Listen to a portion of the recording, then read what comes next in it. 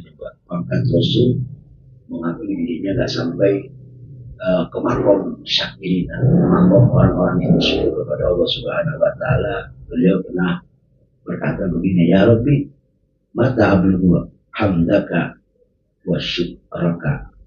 Ya Rasul, ya Allah, kata Nabi Musa nih, mungkin curhat kepada Allah. Kapan saya bisa sampai kepada makom memuji kepadamu, atau makom dan juga makom syukur kepadamu ya Allah. Apa kata Sayyidina Musa? Wa hamdi wa syukri nikmatul alayya. Sedangkan memujiku, rasa syukurku itu juga nikmat darimu. Dan sampai kapan saya bisa sampai kepada makom hamidina syakirina? Sedangkan pujian-pujian yang aku ucapkan itu nikmat darimu. Aku harus syukuri lagi itu. Ya. Dan rasa syukur pun di hatiku ini itu pun nikmat darimu. Rasa syukur nikmat darimu, memuji kepadamu nikmat juga darimu. Lalu kapan aku bisa menjadi orang-orang yang memuji kepadamu? Pangkat hamidina dan pangkat syakirina. Wa qala lahu, Allah menjawab, mata arafta annaka ajizun an hamdi faqad hamaltani. Di mana saja kau merasa kau tidak mampu memujiku, maka secara hakikat kau telah memujiku, kata Allah. Masya Allah, luar biasa. Berarti pengakuan itulah yang sangat-sangat diridhoi oleh Allah Subhanahu Wa Taala dikala kita tidak mampu menjadi orang-orang yang bersyukur kepada Allah Subhanahu Wa Taala. Merasa kau tidak mampu itu kau sudah menjadi makom binasyakirin. Mudah-mudahan seperti itu. Amin amin ya rabbal alamin. Warian Sayyidina Daud, bahkan ada juga Sayyidina Daud alaihissalam, seorang nabi yang luar biasa nih. Ya, kalau kita jadi hamba Allah, pengen dijauhin dari cobaan. Nabi Daud malah pengen. Ada satu kisah Nabi Daud tuh minta sama Allah, coba saya. Sebab Nabi Daud tuh punya mindset begini, kalau nggak dicoba nggak naik pangkat. Maka dia minta cobaan. Saya pengen punya derajat seperti pendahulu-pendahuluku. Maka aku pengen minta cobaan itu. Jadi Nabi Daud meminta cobaan sama Allah. Kalau kita minta dijauhin, kalau Nabi Daud meminta deketin sama cobaan. Itu salah satu keunikan Nabi Daud. Nah, ini tentang pujian juga, tentang syakir. Tadi Nabi Musa curhatnya seperti itu, perkataannya seperti itu kepada Allah. Sekarang tinggal Nabi Daud ngomongnya gimana? Anahu qala, ilahi, wahai Tuhanku, ibnu Adam laisa bi sya'ratun ila wa qawquha ni'matun wa tahtaha ni'matun wa min aina yukafiha. Kalau tadi curhatan Nabi Musa, ini sekarang Nabi Daud. Kata Nabi Daud, wahai Tuhanku, Nabi yang namanya manusia, la syaifi sya'ratin la wa fawqaha nikmatun, atau wa fawqaha nikmatun. Ya Allah, semua manusia tidak ada tuh di kepalanya, selain itu ada nikmat di atas kepalanya. Dan watah tahan nikmah, dan di bawahnya juga ada nikmat. Jadi manusia ini sekujur badannya intinya semuanya nikmat darimu ya Allah. Lalu pamin aina yukafiuha. Lalu bagaimana seorang hamba itu bisa memenuhi persyaratan orang-orang yang bersyukur kepadamu ya Allah. Sedangkan dari ujung rambut sampai bawah kaki, atas kepala, bawah kaki itu semuanya nikmat darimu. Di atas kepala nikmat, di bawah kepala nikmat. Di atas muka nikmat, di bawah muka nikmat, di atas mata nikmat, di bawah mata nikmat. Semuanya berarti nikmat udah tubuh ini, belum yang lainnya. Lalu bagaimana mereka atau seorang manusia, Bani Adam itu bisa memenuhi persyaratan untuk bisa bersyukur nikmat-Mu ya Allah? Fa'auhallahu ilaihi, maka Allah memberikan wahyu, ya Daud, ini aqdal kasir, wa ini uqti kasira, wa ardo bil jasir. Wa inna syukra dzalika an ta'lama annama bika ni'matin faminni. Jadi kata Allah Subhanahu wa taala, aku berikan nikmat yang besar dan aku juga ridho akan yang sedikit. Wa inna syukraka, namun Sesungguhnya syukur akan yang sedikit ataupun yang banyak, pada intinya anta'lama annama bika minimati famini. Yang penting kau yakinkan dan kau rasakan dengan keimananmu, apapun yang ada sesuatu pada dirimu itu adalah dari nikmat-nikmatku. Famini, yakini itu dariku. Jadi hanya punya rasa seperti itu, insya Allah kita dianggap sama Allah, diangkat derajatnya lah minasyakirina, menjadi orang-orang yang bersyukur kepada Allah Subhanahu wa ta'ala. Wakila, namun dikatakan lagi, qala ilahi. Dikata Nabi Daud juga, ilahi kaifa asykuru wa syukuru nikmatun. Ya Allah, bagaimana aku bisa bersyukur kepadamu sedangkan rasa syukur itu ada nikmat minka darimu alaiya kepadaku, kata Nabi Daud. Apa jawab Allah? Qala al-ana syakartani ya Daud. Lu ngomong kayak gitu, bahasa kita mungkin ente ngomong kayak gitu, itu bersyukur kepada aku. Jadi pengakuan kita ini orang lemah, menjadi orang-orang yang lemah akan bersyukur nikmat Allah, berarti itu sudah memenuhi persyaratan untuk menjadi minasyakirina, orang-orang yang bersyukur. Alhamdulillah. Ya coba kalau nggak ada pemberitaan seperti ini, tadi nggak ada seorang Rasul yang mengadu tentang hal seperti ini, mungkin kita ini orang-orang yang tersesat karena orang-orang yang nggak pernah bersyukur kepada Allah. Walaupun punya rasa bersyukur, padahal rasa syukur itu nikmat dari Allah juga dan kau harus syukur. Dan sampai kapan kita menjadi orang musyakirin, orang-orang yang bersyukur kepada Allah Subhanahu wa ta'ala? Ya, coba kebayang. Mengucap alhamdulillah, mulut bisa mengucap alhamdulillah itu nikmat dari Allah. Berarti harus disyukuri. Ya, kapan sampainya kita menjadi orang yang syukur? Ya nggak sampai-sampai.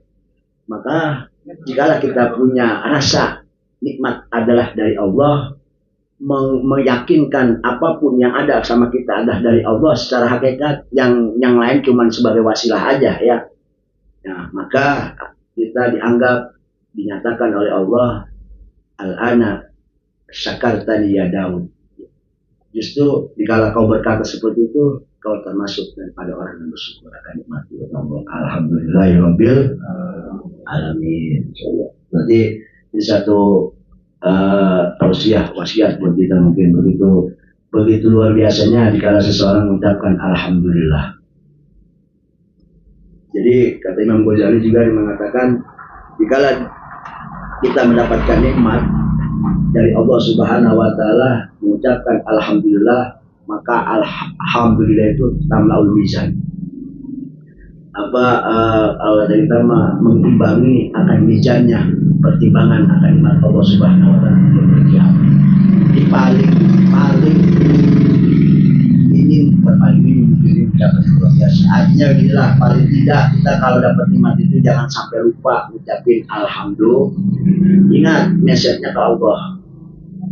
Ya, jangan sampai mengucap alhamdulillah message-nya ke makhluk. Makhluk hanya sebagai wasilah. Ya, tetap tanpa wasilah juga Allah bisa. Cuman kenapa pakai wasilah? Apapun semua pakai wasilah untuk menyatakan bahwasanya kita ini orang lemah. Tanpa sesuatu yang lain, kita ini orang yang minim ibadah. Justru dengan orang lain kita berhubungan, kita bersosial, ibadah akan semakin banyak. Iya, silaturahim, kan ibadah luar biasa semua itu. Ya, benar nggak? Ya, gara-gara sosial. Karena kita ini makhluk lemah. Kalau umpama ibadah sholat aja, yakin pada bete. Yakin. Maka diiringi dengan ibadah-ibadah yang non formal, itu yang disebutnya horizontal dan vertikal itu. Tujuannya seperti apa? Karena Allah Maha tahu kita ini makhluk yang betean, makhluk yang bosenan. Bahkan ibadah juga diwarna-warni. Ibadah ini ada sholat, ada zakat. Kenapa nggak satu aja? Sholat aja, yang lain nggak usah. Karena suatu paling tinggi derajat maupun ibadah. Ya karena manusia bete. Manusia itu makhluk yang milal, yang cepat bosan akan sesuatu. Buktinya ya jangan tanya siapa-siapa lah, nanya sama diri sendiri. Kita sebelum kawin kesemsem pengen kawin. Pas sudah kawin paling senengnya kesemsemnya seminggu beak kesono mencari yang lain. Betul apa betul?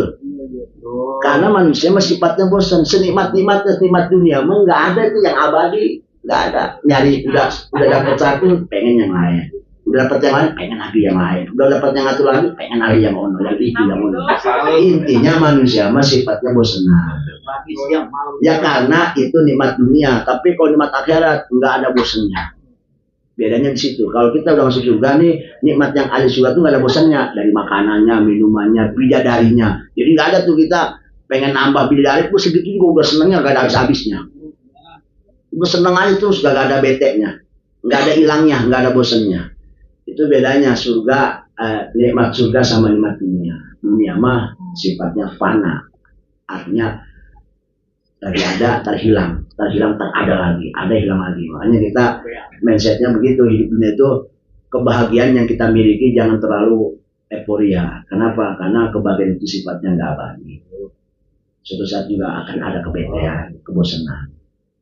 Ya, dan jika kita dalam keadaan kehancuran, tetap kita juga harus senang aja. Kenapa? Sebab kehancuran itu nggak bakal abadi. Ada satu saatnya kesenangan. Supaya kita hidup ini jangan terlalu dipersulit lah. Bahagia jalanin, susah jalanin, sama aja intinya. Cuman kita kadang-kadang berubah-ubah tergantung anginnya. Kalau susah meriangin ya kan. Gitu. Biasanya begitu, cepat meriangin kalau yang susah-susah itu. Padahal pada intinya dunia memang dibikin sama Allah itu situasinya yang memang yang kagak yang enak, semuanya nggak enak. Jadi emang dunia itu dicetak sama Allah tuh, dibikinnya, dibuatnya itu memang buat ketidakenakan, bukan buat kebahagiaan. Sebab bahagia mah di akhirat. Di dunia bukan ada bahagia, ketenangan. Punya di tenang, nggak punya tenang. Bahagia itu nggak ada. Bahagia secara hakikat aja di dunia, di akhirat nanti juga. Itu namanya bahagia. Kalau sekarang ketenangan. Jadi ketenangan itu mungkin bahasanya bunga sempalan dari kebahagiaan lah. Jadi dia ketenangan. Maka carilah ketenangan dari Allah Subhanahu Wa Taala. Dan tidak ada lagi orang yang bisa tenang kecuali orang yang selalu ingat Allah. Lagi ngapa-ngapain Allah aja udah, supaya tenang. Jadi ngadapin sesuatu itu nggak ada yang bikin jari sih, karena yang dia tahu itu Allah.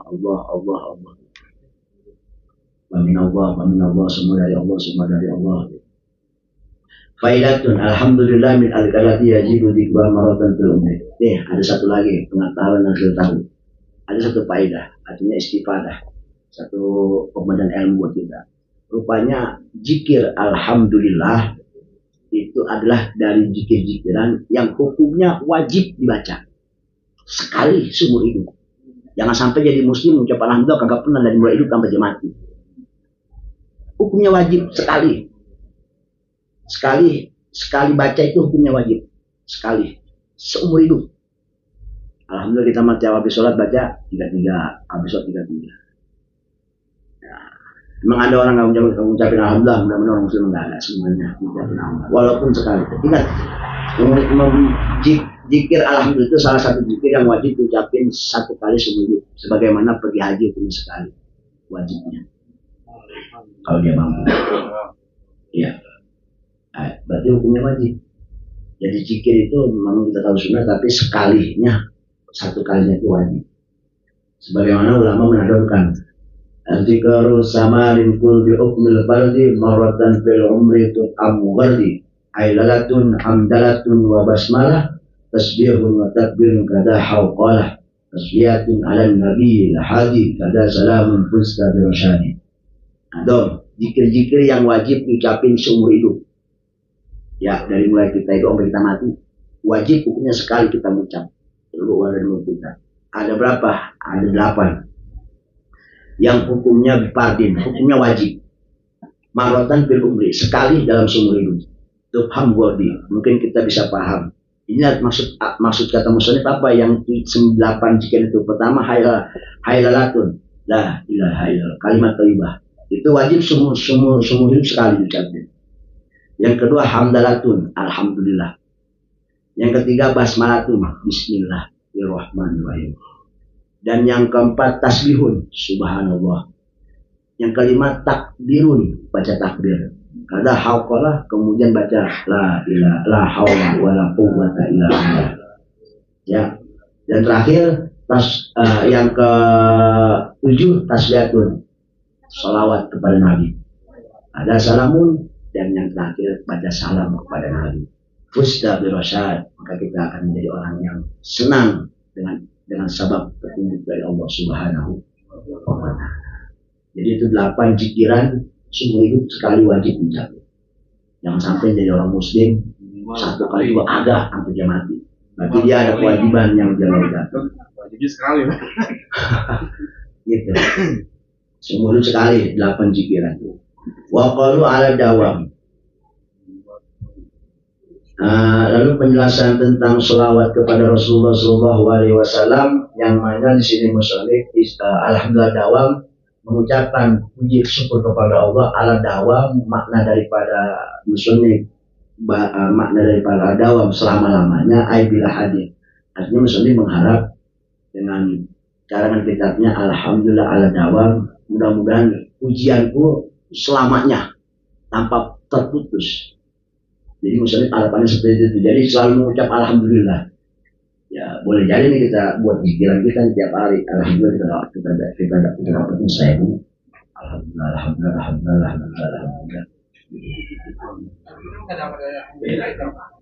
Bahkan dalam sholat pun ada keterangan kan kita kalau sami Allahu liman hamidah, ya kan, sami Allahu liman hamidah bil samawati wa milul ardi. Ya Allah, aku bacakan pujian kepadamu sebesar bumi dan seluas langit.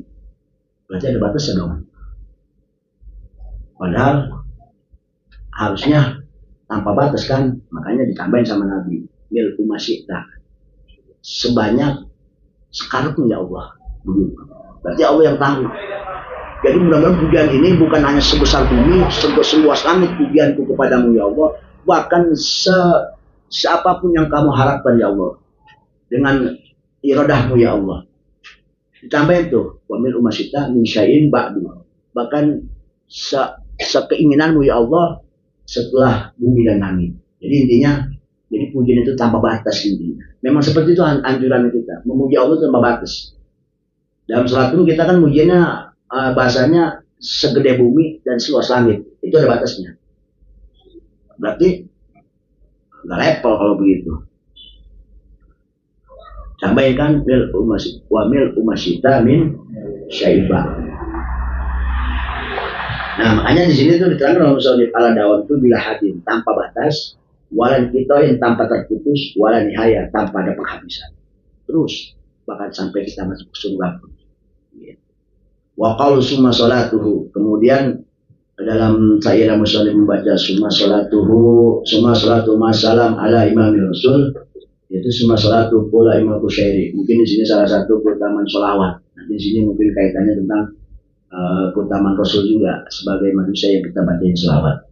Oleh Imam Kusyairi, berkata Imam Kusyairi, ditafsiri kaulihi dan tafsiran kaulihi itu ucapan Allah, innallaha wa malaikatahu yusholluna 'alan nabi alayya. Arada subhana, di sini iradah Allah tentang ayat ini, ayakuna li ummati inda rasuliha bi khidmati yukafiuhum 'alaiha minasyafah ya di nikmah. Jadi maksud daripada ayat ini Allah mengiradahkan supaya ayatun al-ummah untuk umat inda rasuliha terhadap rasulnya, yaitu dengan cara bihikmah, harus hikmah. Hikmah itu berarti benar-benar samina wa ta'na lah kepada rasul, yang mana yukafiuhum 'alaiha itu bisa menyamai tentang begitu hebatnya Rasulullah Shallallahu Alaihi Wasallam. Jadi seakan-akan seperti itu. Keagungan Rasulullah itu kamu baca selawat supaya selawat itu jadi penyimbang keagungan tentang Rasulullah Shallallahu Alaihi Wasallam. Salah satunya yaitu alaiha minasyafa'ah. Ya intinya harapan kita ya syafaat itu. Syafaat itu kan hal yang mulia, yang agung. Maka dengan baca selawat mudah-mudahan umat selawatnya ini menyamai mungkin mahalnya syafaat, jadi bisa kebeli dengan selawat. Sebab syafaat itu saking mahalnya nggak bisa kebeli dengan apa-apa. Syafaatnya siapa? Syafaatnya Rasulullah Shallallahu Alaihi Wasallam. Fa'amarahum bisolah, maka Allah memerintah kepada hamba umat Rasulullah terutama umat muslim untuk membaca bisolah alaihi, membaca salat kepada Rasulullah sallallahu alaihi wasallam. Kemudian sumakaba subhanahu wa ta'ala anhu ala lisan alaihi salatu wasallam, maka Allah akan memenuhi dengan bacaan selawat umat kepada Rasulnya, kepada Habibnya, kepada kekasihnya dengan lisannya Rasulullah sendiri. Apa kata Rasulullah dalam hadisnya, man sholla alayya, barang siapa yang membaca selawat maratan wahidatan, satu kali, sallallahu, maka Allah akan membacakan selawat kepada asyra marah 10 kali, satu dibayar 10. Pertanyaannya, kalau sholat itu dinisbatkan ke Rasul, ke kita itu, ke Rasul itu selawat biasa, selawat. Jadi selawat itu satu lafaz yang maknanya banyak. Ya, maknanya disebutnya labdun mustarok, istirokan labdian, maknawian. Istirokan maknawian. Lafaz yang lafaznya matahada labduhu wa ta'adada manahu. Lafaznya satu, maknanya banyak. Seperti mana? Seperti ainun. Ainun. Kan kita tahu ainun itu maknanya apa? Mata. Ada ainun maknanya zat. Ada ainun maknanya mata air. Bahkan ada ainun maknanya matahari. Jadi banyak, satu ainun maknanya banyak. Tergantung syakul kalamnya, tujuannya kemana nih omongan. Gitu. Ada ainun yang namanya ainun banyak. Seperti mana lapat sholat juga satu lapat mananya namanya lapat mustarok, istirokan maknawian, istirokan nabdian. Mana sholat yang pertama? Kalau sholat disebut ke Allah maknanya rahmat. Apa rahmat? Kasih sayang Allah. Berarti tadi kalau hadis itu berarti barang siapa yang membacakan sholat kepada Nabi sekali, maka Allah akan turunkan rahmat 10. Berarti semakin banyak kita membaca sholawat, ngejubel Allah turun rahmatnya buat kita. Kalau udah dapat rahmat Allah mah mau belagu-belagu dari itu udah sayang aja Allah. Udah pasti sayang aja Allah. Kalau udah rahmat Allah, kasih sayang Allah. Kemudian kalau rahmat dinisbatkan ke malaikat, kan yusoluna ala nabi kan apa di sini kan Allah malaikah, Allah baca selawat, berarti maknanya rahmat, kasih sayang Allah selalu kepada nabi kita. Wa malaikat. Dan kalau malaikat, makna sholat kepada malaikat itu maknanya istighfar, minta ampunan, Nah kalau sholat nisbat ke makhluk, ad-du'a bil khair, setiap doa baik, mendoakan kebaikan itu namanya sholat. Lu mau mana? Mau jalan? Mudah-mudahan selamat. Itu namanya sholat, doain kebaikan. Makanya sholat menurut bahasa doa. Gitu. Doa bil khair. Itu sholat, jadi satu lafaz maknanya banyak. Berarti orang yang membaca sholawat kepada Nabi sekali, Allah turunkan rahmatnya 10. Enak banget dapat rahmat, diumbar pakai sholawat. Nanti sini ada alasan kenapa sholat begitu hebat, luar biasa derajat makomnya setelah Al-Quran. Sebab ada 2 zikiran yang kalau kita nggak paham goblok sama sekali, itu ada 2. Sholat Al-Quran sama sholawat. Baca sholat apa nih? Baca Quran nih, kagak ngerti sama ayatnya, tujuannya apa, nggak tahu lah, mau tafsir apa lagi, kagak bodoh amat lah gitu. Tetap pahala ngalir. Sholawat juga sama.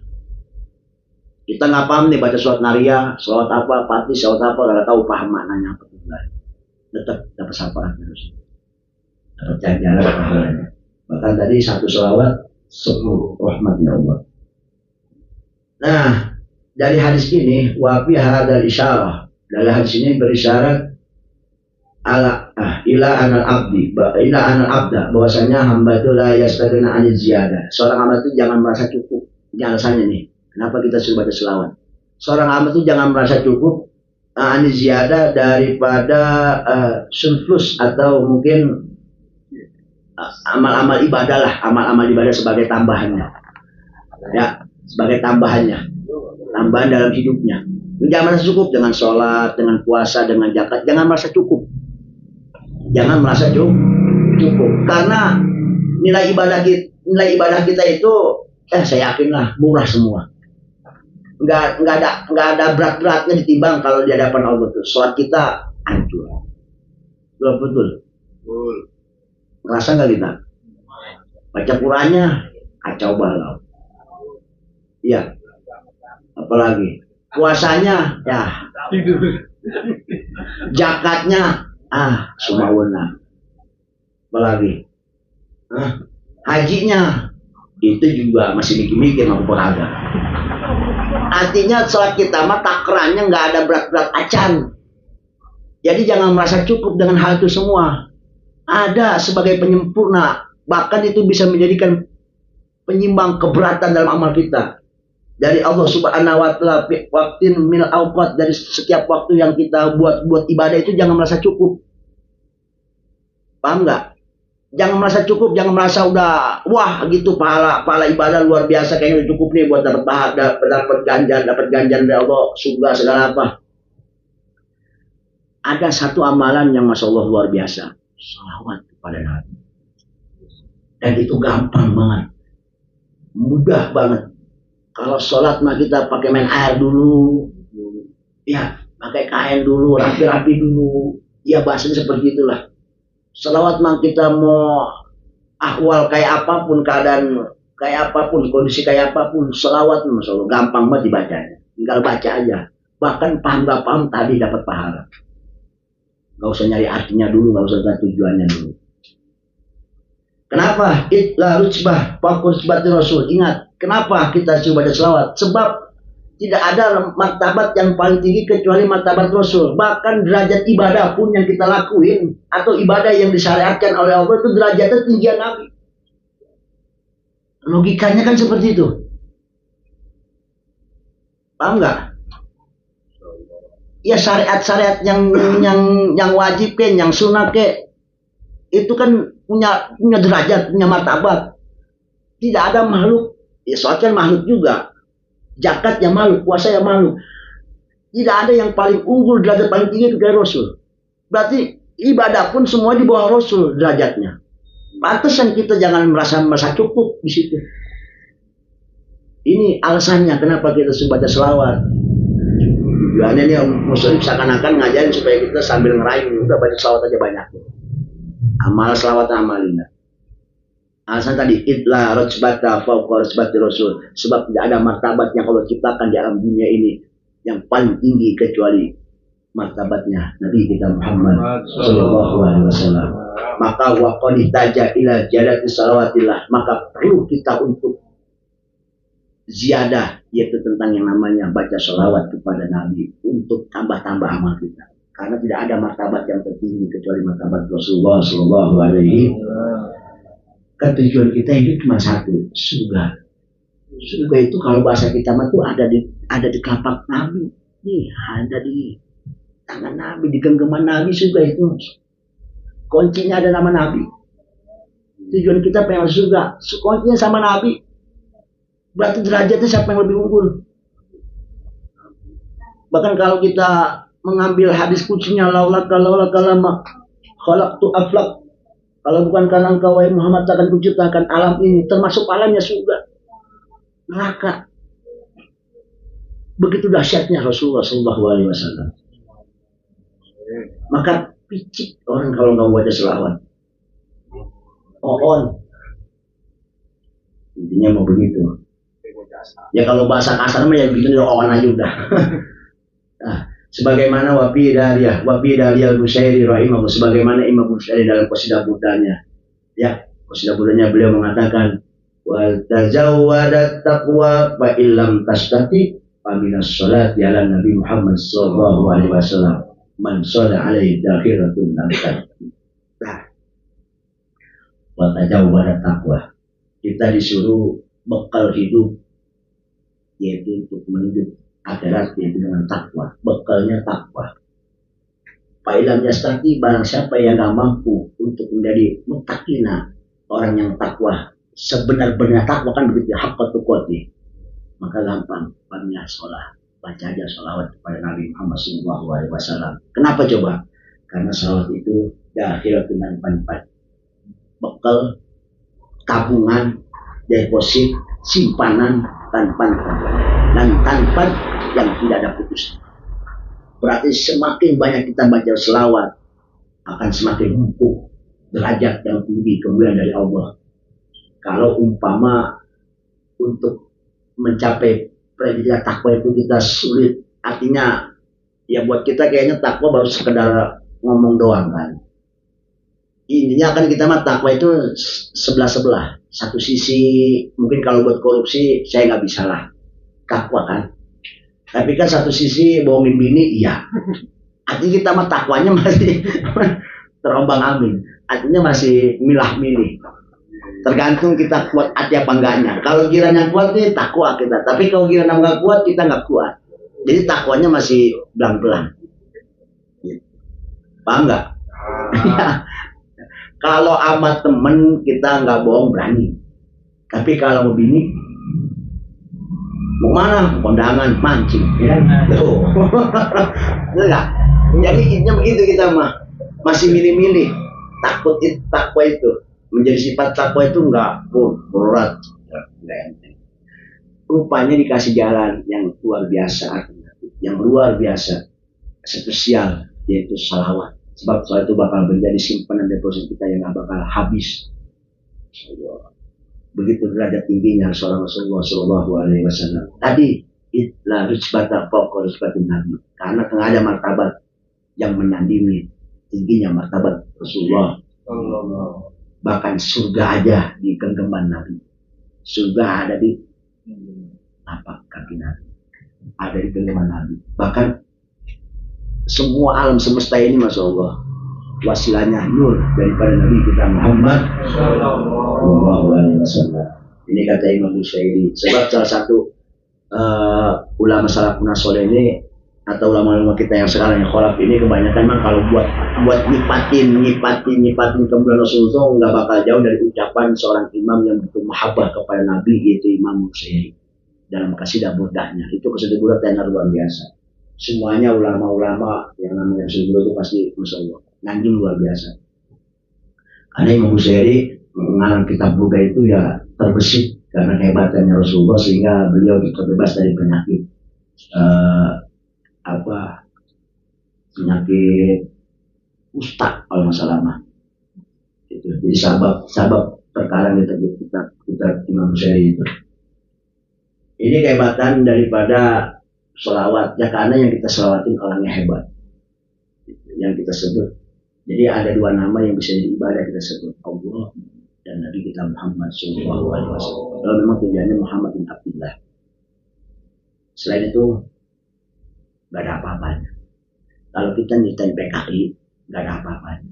Tapi kalau kita nyeritain sedikit kisah Nabi, barokahnya luar biasa.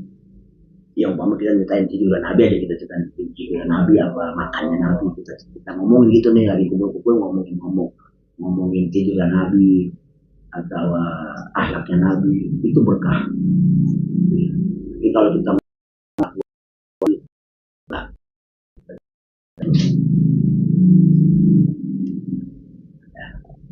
ini berkahnya seorang Nabi kita Muhammad Sallallahu Alaihi Wasallam. Jadi aku sampai rakin harus berkah. Nah kemudian waqala Abu Les, berkata Abu Les As-Samarkandi, seorang ulama dari Samarkandi, kota yang luar biasa ya, kota yang banyak cetakan-cetakan ulama-ulama kaliber Samarkandi. Ada kitab Balaghah, nama kitabnya Samarkandi, diaji di pesantren-pesantren. Kitabnya tipis tentang Balaghah, Samarkandi, nama kitabnya sebut saja Samarkandi, Abdullah Samarkandi. Idza arata an ta'rifa Rasulullah Nabi Muhammad SAW Abdul, maka di sini kata Syekh ulama Abdullah mengatakan kalau kita pengen tahu yang namanya baca sholawat kepada Nabi itu martabatnya Abdul Musyari ibadah. Katanya boleh sih, itu lebih utama dari seluruh ibadah.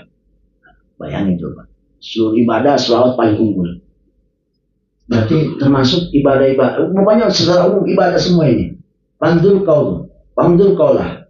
Lihat ucapan Rasul, ucapan Allah langsung. Inna Allaha wa malaikatah. Ayatnya juga. Jadi ayat ini seakan-akan kalau kata Abu Las As-Samarqandi, seorang ahli tafsir, beliau mengatakan ini ayat menyatakan begitu pangkat afdolnya. Jadi beliau ini mentakrir lah bahasanya, menyatakan selawat itu lebih unggul daripada ibadah-ibadah yang lain. Maka Pak Allah Ta'ala ibadah bisa ibadah. Allah memerintah makhluk hamba-hamba untuk melakukan ibadah-ibadah. Wassalam alaihi binafsi, dan membaca selawat dengan dati sendiri. Jadi kalau ibadah yang lain orang disuruh sholat loh, kata Allah, zakat loh. Pertanyaannya, Allah sholat enggak? Allah zakat enggak? Kita disuruh puasa, Allah puasa enggak? Tapi kita disuruh selawat, Allah baca enggak? Ini menyatakan kalau ayat ini, kalau Rasul itu membaca sesuatu lebih utama daripada ibadah yang lain. Karena Allah sendiri juga ngelakuin, nyontoin, bahkan amar awalan. Kalau khutbah itu biasanya awalan binafsi. Allah memerintah baca selawat, Allah dulu yang pertama. Innallaha, baru malaikat, baru hamba disuruh. Begitu mulianya ibadah sholat itu, salawat itu. Jadi ayat ini menunjukkan pangkat keabdolan. Mungkin kita juga sering pernah dengar ceramah kiai, Allah minta sholat tapi Allah nggak sholat, Allah minta zakat, Allah nggak zakat, Allah minta puasa, Allah nggak nyontoin puasa. Jadi seperti itulah bahasanya. Allah nggak ngelakuin semua ibadah yang kita diperintah, hukumnya wajib. Tapi selawat, saluna, ayo para mukmin kamu baca selawat kepada Nabi. Innallaha, Allah yang pertama. Wa malaikat, yang kedua malaikat. Wasan nabi malaikat dibikusi, ya kan? Wasalasa, baru kita baca selawat. Ini ayat yang Abdullah Samarqandi menyatakan sholawat itu afdalu daripada ibadah-ibadah yang lain. Tapi jangan sampai punya mindset terbegini, gue baca sholat kagak. Ya jangan, salah saja bohong. Justru begini, sholawat kita baca sama Nabi seperti maulid, nyanjung-nyanjung Nabi, itu tujuannya cuma satu intinya mah, supaya kita sholat, supaya kita mau zakat, supaya kita mau puasa, supaya kita mau haji kalau mampu. Tujuan kita baca selawat itu supaya begitu. Ya kan intisari selawat itu supaya menumbuhkan rasa cinta kepada Nabi. Tahu nggak sifat orang cinta sama Nabi? Orang yang nggak bakal jauh daripada kelakuan Nabi. Apa kelakuan Nabi? Ya sholat, ya zakat, ya puasa. Tujuannya seperti itu. Makanya kalau ada tim selawat, umpama tim haru, rajin loh main haru di mana aja main. Tapi sholat kagak, ya sama aja. Rajin nih baca maulid, tapi puasa kagak, ya geblek. Berarti sama aja dia nggak mendapat hakikat selawat itu sendiri. Justru kita disuruh baca selawat tujuannya supaya menjadi orang-orang yang soleh. Berarti orang yang baca selawatnya rajin tapi nggak sampai kepada titiknya. Apa tujuan subjeknya? Berarti selawatnya ini ngawur berarti. Justru kita sholat itu supaya jadi orang yang ngerti tentang hukum agama. Gitu. Tujuannya seperti itu. Hakikat daripada kita baca sholat apa coba? Supaya kita cinta sama Nabi. Kan ada ayatnya. Sifat orang cinta kepada Nabi. Ya kan? Ayatnya kalau saya sepotong saya ingat tuh apa? Paman aba, hadis Nabi, paman aba, ul umati yadkhulul jannah, paman aba yadkhulul jannah. Setiap umatku semuanya hakikatnya masuk surga. Paman aba kecuali yang nolak. Berarti orang yang kagak mau diajak sama Nabi, diajak ibadah, diajak puasa, diajak sholat, diajak zakat, diajak sedekah, diajak kurban, diajak apa bagi yang mampu. Berarti kan orang yang diajak ya paman aba, berarti dia agak mau, berarti diajak ke surga sama Nabi. Ini kan seperti itu. Jadi tujuan sholawat intinya supaya kita peka terhadap syariat yang dibawa oleh Nabi Muhammad Sallallahu Alaihi Wasallam. Berarti kalau ada orang baca sholawat rajin tapi nggak peka-peka juga, berarti geblok namanya itu. Nggak dapat barokah sholawatnya berarti. Intinya seperti itu. Kalau umpama ada mindset, kita baca sholat aja, nggak usah yang mana-mana, afdol ibadah kan gitu. Salah juga. Kan juga paman kola la ilaha illallah dakhala jannah, yang ucap la ilaha illallah dakhala jannah, masuk surga. Udah baca aja la ilaha illallah sebanyak-banyaknya, enggak usah ngapa-ngapain, masuk surga. Ya salah message kayak begitu mah. Ya, jadi ya semuanya saling berkaitan lah. Sholawat dengan ibadah yang saling berkaitan. Di sini hanya mengutarakan keunggulan sholawat itu sendiri, tapi tidak mengurangi martabat derajat ibadah yang lain. Enggak. Artinya enggak. Bahkan saling mendorong. Sholawat mendorong kita untuk menjadi orang yang minal abidina, orang yang beribadah, minal syakirina, orang yang bersyukur. Ya kan, minajahina orang yang zuhud. Dengan sholawat kita jadi zuhud, dengan sholawat kita jadi qanaah, dengan sholawat kita jadi sabar, dengan sholawat kita jadi ikhlas. Tujuannya seperti itu. Mudah-mudahan kita suka baca sholawat dan sholawat kita mendapat keberkahan. Amin. Hanya Allah merintah. Wa amara malaikat. Kemudian Allah baru menyuruh malaikat. Summa amara mu'minin, baru Allah merintah orang-orang mukmin. Bi ayyusallu alaihi, supaya semua membaca sholawat kepada Nabi Muhammad SAW. Ini pendapat daripada Abdullah As-Samarqandi, tapi tidak mengurangi martabat terhadap ibadah yang lain. Sebab bagaimanapun ibadah itu dari Allah. Setiap apapun yang dari Allah itu merupakan nilai yang paling tertinggi, nilai derajatnya, sholat, zakat, puasa, haji. Di sini hanya mengatakan keunggulan apa itu sholawat. Wafil hadis ada hadis satu lagi ya. Hadis Abdullah bin Umar ibn As Raja Anhuma, mauqufan, hadis mauquf. Hadis mauquf itu hadis yang enggak bahasanya kalau kita mah hadis yang disandarkan kepada sahabat, tidak langsung kepada Nabi. Jadi mauquf sifatnya. Ya. Jadi sifat ucapannya, kelakuannya atau takrirnya itu enggak langsung disifatkan ke Nabi, tapi disifatkan ke sahabat. Para sahabat namanya mauquf. Artinya boleh jadi dari Nabi, boleh jadi ini asal dari sahabat. Gitu. Man sholla ala Nabi, barang siapa yang baca sholawat kepada Nabi Sallallahu Alaihi Wasallam, wahidatan Sallallahu Alaihi Wasallam, maka Allah akan membacakan sholawat, dan juga wa malaikatnya pun sama. Berapa? Sabaina, 70 sholawat. Malaikat membacakan istighfar 70, Allah memberikan rahmat 70, bukan 10 lagi, 70. Dahsyatnya sholawat. Begitu dahsyatnya sholawat. Wahada hukum la mujalis jarifi. Ini udah pakai dipungkiri lagi mah, ya. Wal hadis warida fi fadli shalah. Banyak juga hadis menerangkan tentang keutamaan sholawat kepada Nabi Muhammad SAW. Kasihatun jidat. Enggak kehitung banyaknya. Bahkan upload itu ditaklif, dan saya ditaklif. Jadi bilangin ada satu karangan yang khusus tentang sholawat kepada Nabi. Waman arada istibaiha, barang siapa yang pengen memuaskan tentang keutamaan daripada sholawat itu. Kalau kita pengen tahu, fa'alaihi bi tuhfatul ahyar. Satu, beli kitab Tuhfatul Ahyar. Beli kitab namanya Tuhfatul Ahyar. Itu tentang keutamaan sholawat. Nama kitabnya. Ya. Jadi kalau nggak beli, download. Ya. Yaitu tentang keutamaan sholawat kepada Nabi, yang mana pengarangnya Al-Imam Rasai rahimahullah ta'ala. Kalau ada Imam Rasul. Lalu Rasulullah di sini dinadum oleh musannif di sanjungnya dengan sifatan ala Imam Rasul, yaitu sholawat dan salam semoga tercurahkan kepada para pemimpin Rasul wal Anbiya, dan para pemimpin Nabi. Apa makna daripada Imam Rasul?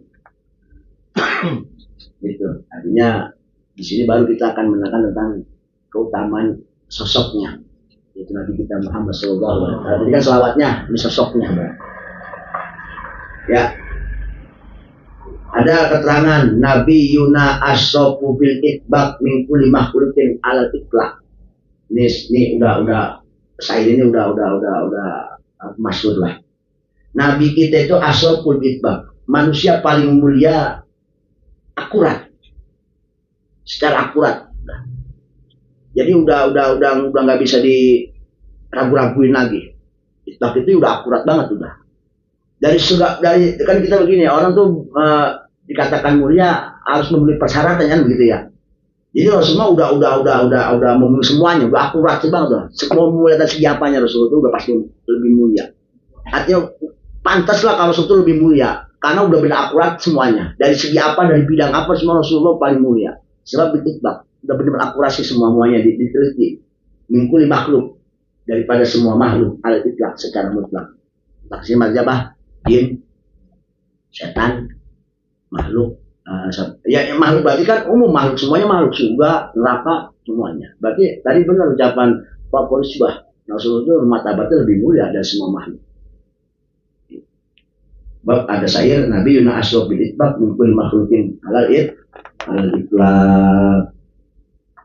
Lalu lanjutnya wa an qadal ijma'u anal mustafa afdalu khalqillahi wal khulfun tafa wa man tahal kasyaf takwir khilaful ijma' dawit tanwir. Dan ini wa an qadal ijma' udah menjadi kesepakatan ulama, persetujuan ulama semua secara ijma' anal mustafa bahwasanya nabi kita afdalu makhluk yang paling unggul. Karena memang udah diteliti secara mutlak, diteliti tadi secara apa? Secara akurasinya. Artinya ini orang kredibel nggak nih disebut begini? Pas sekarang kan kagak. Yang penting banyak apa? Yang penting dekat sama seseorang bisa naik pangkat. Padahal kagak mumpun, gitu. Rasulullah udah pasti mumpun. Dan ini ijma ulama. Paling utamanya khalqillah makhluk Allah Subhanahu wa Ta'ala. Wal khulfun tapa, tidak ada ikhtilaf. Berarti tidak ada satupun ulama di alam dunia dari mulai zaman sahabat lah kita taruh lah, kalau ulama kan sebutnya zaman tabiina, ya kan, zaman tabiina. Sampai waya gini, cari ulama yang bacotnya, yang congolnya bahasanya. Rasulullah ada di bawah dari sesuatu makhluk Allah Subhanahu wa Ta'ala derajatnya. Enggak ada, semuanya wal khulf tanpa, tidak ada ikhtilaf sekali. Dan itu anqadat ijma, sepakat para ulama. Karena tadi penelitian ulama dari semua hadis, dari semua kalamullah, firman Allah, wahyu Allah, Al-Qur'an, dan juga daripada penelitian ulama tentang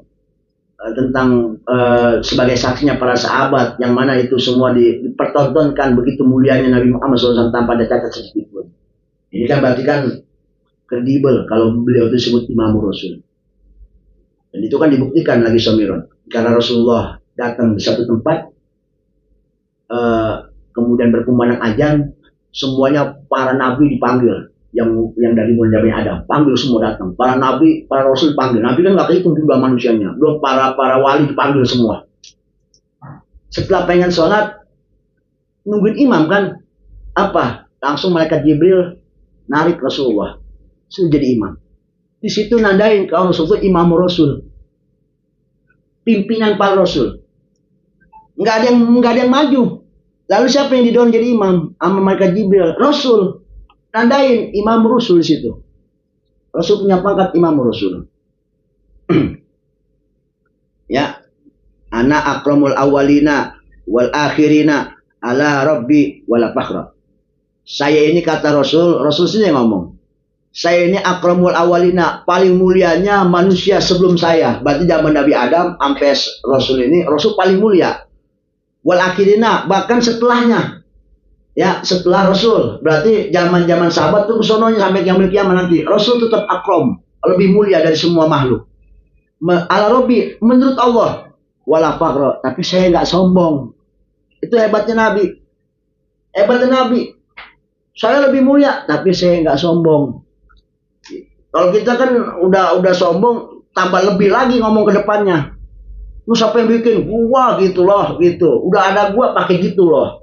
Nambah jadinya kita mah sombongnya. Rasulullah mah nggak sombong, wala fakhra. Buktiin aja soal buktinya. Yang paling ganteng siapa? Nabi Yusuf.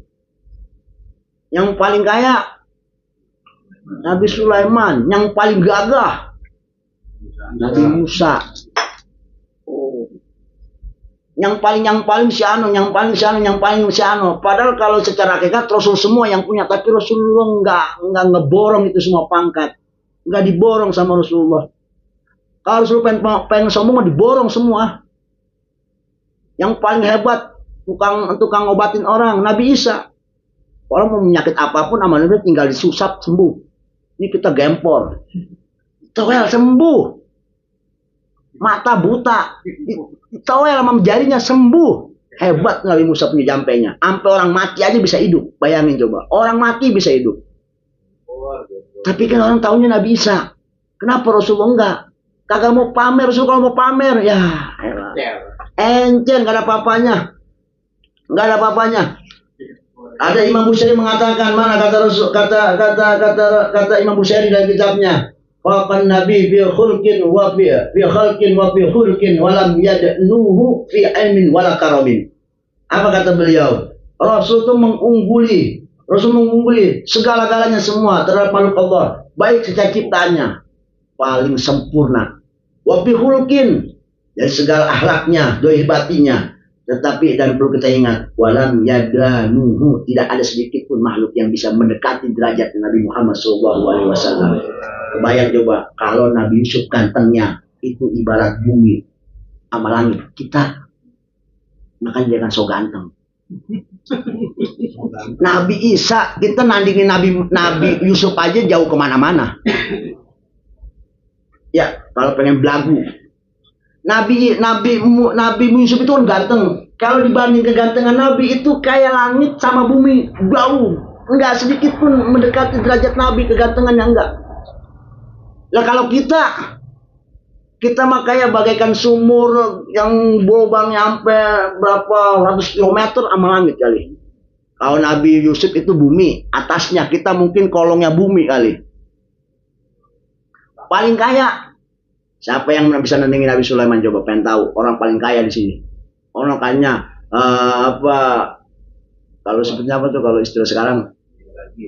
Orang terkaya itu Nabi. Nah, Sultan lah bahasanya Sultan.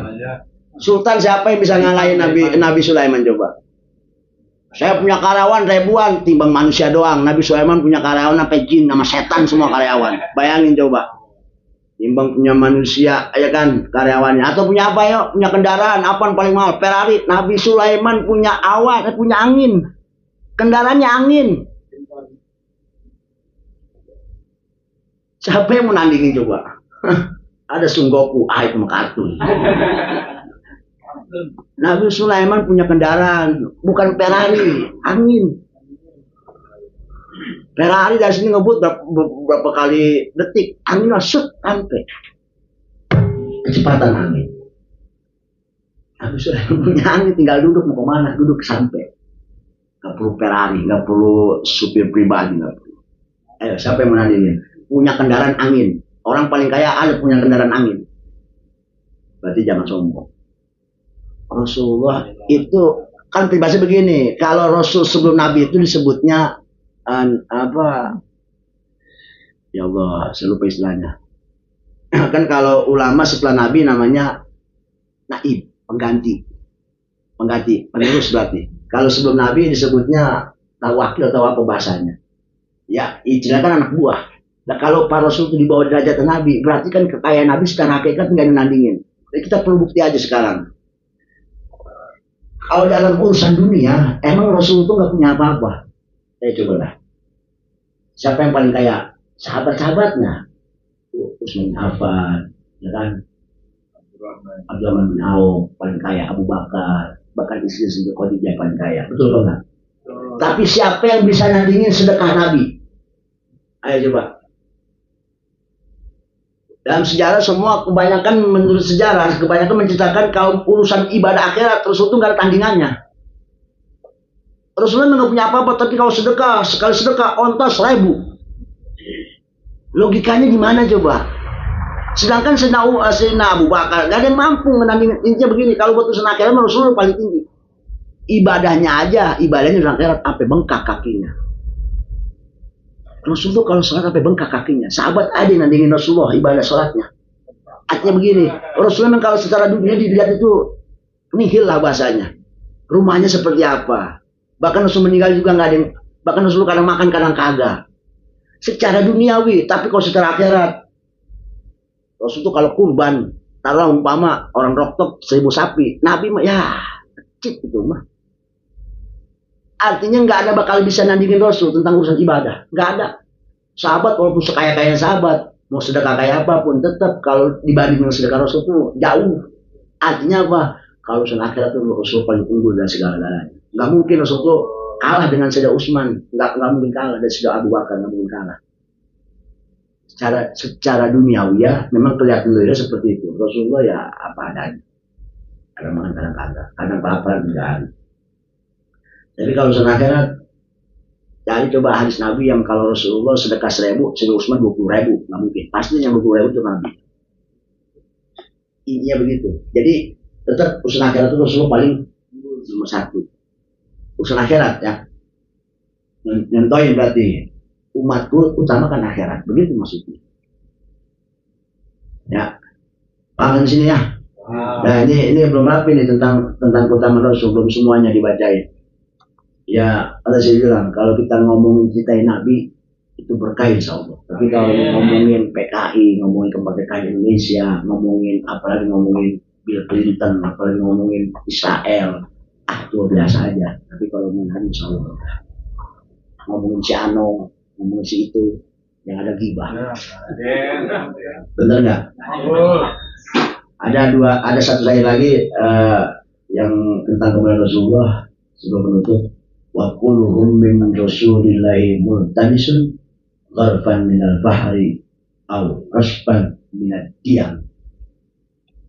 Jadi Rasul itu ibarat air lautan, ibarat samudra lautan yang kalau manusia semuanya mengambil kenikmatan dari mendapatkan kenikmatan, anugerah, kebaikan semua dari Allah, itu cuma sesibuk daripada kehebatannya Rasulullah SAW.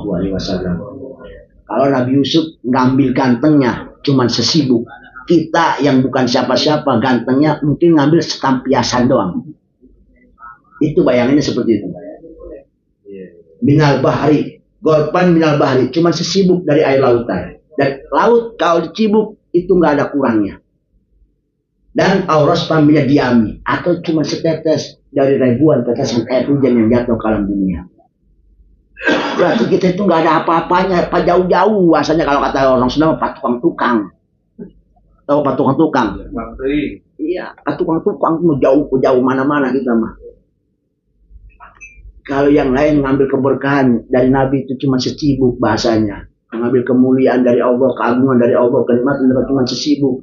Ibarat Rasul itu samudra lautan yang luar biasa, keutamaan, kemuliaannya. Kalau kita ngambil kemuliaan sibuk dan atau ngambil setetes daripada tetesan air hujan yang begitu banyak jatuh ke alam dunia. Wallahu a'lam bishawab. Alhamdulillahirabbil alamin. Bismillahirrahmanirrahim. Ya Rabbana arafna bi annana tarafna wa annana asrafna ala laha asrafna fatub alaina tauban tabsir likulli awbah wastur lana al-awrati wa al-mir'ati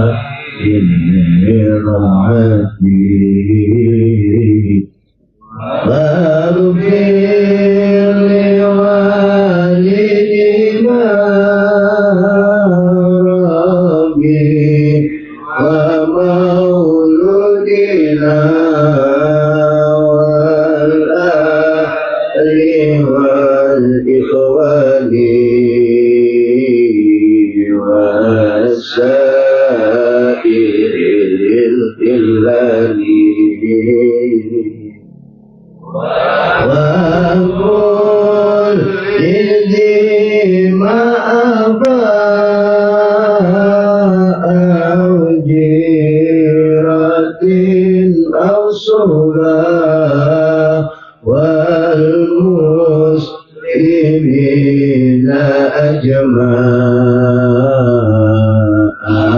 آمين يا ربي أسمع فضلا وجودا منا لا بحساب منا بالمصطفى الرسول نادى بكل سؤال صلى سلام ربي عليه هذا الأنبي وآله وصحبه عداد قصصه والحمد لله في البدء والتنعي والحمد لله في البدء والتنعي والله أعلم. الحمد لله رب العالمين.